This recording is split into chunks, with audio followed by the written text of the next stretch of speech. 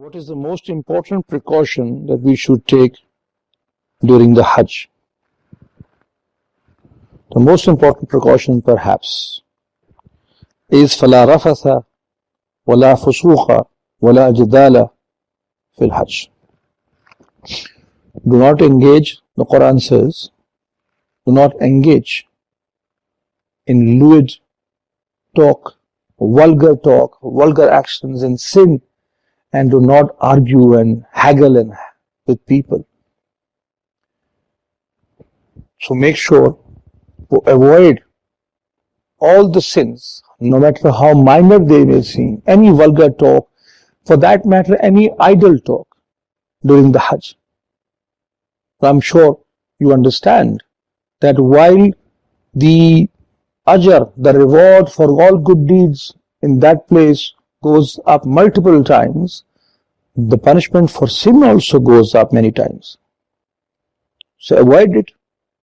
Make sure that you avoid, and if for God forbid you do it, make istighfar immediately. Ask Allah for forgiveness immediately. No lewd talk and no lewd actions and no arguing. Sometimes, because we have Muslims from around the world who come for the Hajj, someone might around you be performing the salah or his rites of Hajj in a manner different from yours. If you feel the person is illiterate and unaware of the real method, do feel free to politely and humbly share with him your views. And if someone would say, no, this is the way I do it, leave me alone, let the person do what they're doing. Do not argue with them. Sometimes, out of great sincerity and love for our fellow Muslim brother or sister, we tend to overdo this.